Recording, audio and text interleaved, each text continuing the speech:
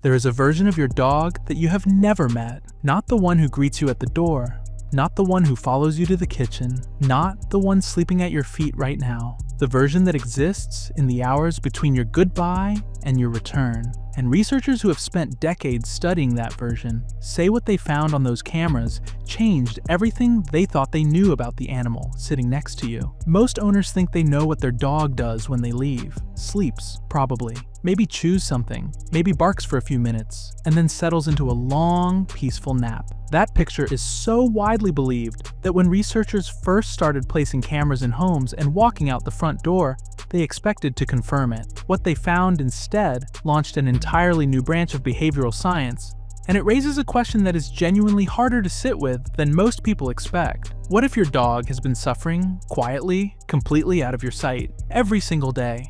To understand what is actually happening, you need to start with what the cameras showed. Researchers studying dogs with separation-related behavior found that vocalization begins at an average of just over 3 minutes after the owner walks out. Barking, whining, howling. By the 7-minute mark, destructive behavior begins. The scratching at the door, the chewed furniture, and the cushion on the floor you noticed this morning. But the part that genuinely unsettles behavioral scientists is not the first 7 minutes. It is what follows them. Because after that initial burst, something shifts. The barking drops, the scratching slows. And if you were watching from outside the window, you would probably exhale, assume your dog had calmed down, and go about your day. But the cameras kept rolling, and what they captured was that panting increased as the barking decreased. Heart rate stayed elevated. The visible signs of distress went quiet, but the physiological storm inside the dog did not. The distress had simply changed form, from something audible to something invisible, and then,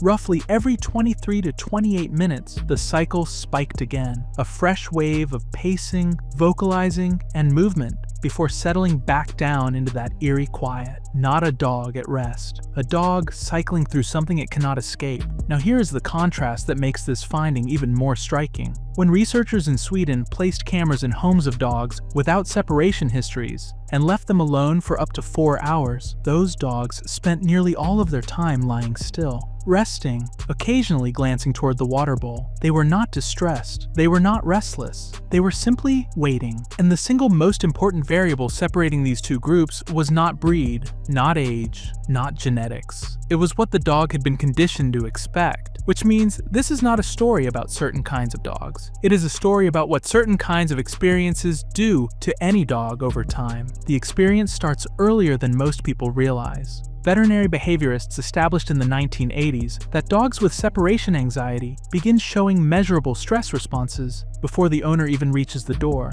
not when the lock clicks, before the bag comes out. This happens because dogs are extraordinarily good pattern learners. You check your phone every morning before leaving. You put on the same shoes. You glance at the clock in the same way. Repeated hundreds of times, these actions stop being neutral gestures and become a countdown, a signal the dog has learned to read as precisely as any language. By the time your hand touches the handle, some dogs are already panting. Some are already following you from room to room with a look that people often misread as neediness, when what it actually is anticipatory fear. A well-known recommendation tries to solve this by randomizing departure cues. Put on your shoes and sit back down. Pick up your keys and then watch television. The reasoning sounds solid. But researchers reviewing this approach found something uncomfortable. For some dogs, making departures unpredictable does not reduce fear. It increases it, because the dog was never afraid of your shoes. It was afraid of being left. And uncertainty about when that might happen does not help. It just stretches the dread out over more of the day. What the Royal Veterinary College's Generation Pup study revealed about the other end of the absence is equally important and almost entirely overlooked. The study tracked 145 dogs from the point of adoption and looked for what predicted separation-related problems developing over time. Long goodbyes did not cause them. The 5-minute morning farewell, the big hug at the door, the emotional send-off that many owners feel guilty about. None of it had a significant effect. What mattered was the homecoming. Dogs whose owners returned to find damage and responded with visible frustration, raised voices, or prolonged reactions directed at the dog were 6 times more likely to develop separation-related behaviors. 6 times. The reason is straightforward once you understand how a dog processes time. There is no thread of causation available to a dog connecting your frustration to something it did 4 hours ago. What the dog connects your reaction to is your arrival, and when arrivals become something to brace for, everything changes. A dog that fears your return becomes more anxious about your departure. The two ends of the absence link together, and the entire day becomes a loop of dread with no exit point in sight. This brings us to the misconceptions, and there are several that are genuinely making things worse for millions of dogs right now. The most widespread advice given to owners struggling with a distressed dog is to get a second dog. The logic feels intuitive. Company helps, loneliness is the problem. But a 2021 study examining 77 dogs found that male dogs in multi-dog households actually vocalized more during owner absence than single dogs. Not less, because the problem was never about generic loneliness. It is about the absence of one specific nervous system that the dog has calibrated itself against. A second dog cannot fill that gap. It just means 2 dogs managing different versions of the same problem. Then there is the product industry, which is enormous and built almost entirely on the framing that the issue is the 8 hours you are away. Pheromone diffusers, calming supplements, anxiety wraps, background television. Most owners have tried at least one. Most will admit the results were somewhere between modest and nothing. The most rigorous controlled studies on synthetic pheromone products found no significant reduction in barking, scratching, whining, or heart rate. The television left on produces no measurable difference versus silence. Puzzle toys help for a few minutes and then backfire because once the food is gone, the dog is simply reminded that you are still gone. The real cause of all of this is not behavioral. It is neurochemical. It runs through the body before it ever shows up in behavior. A team at Linköping University measured long-term cortisol levels in 58 dog owner pairs using hair samples, which capture hormonal accumulation over weeks and months rather than just a single stressful moment. What they found was that the levels were synchronized between dogs and their owners. Stressed owner, stressed dog. Calm owner, calm dog. And when they examined the direction of that relationship, the data pointed clearly in one direction.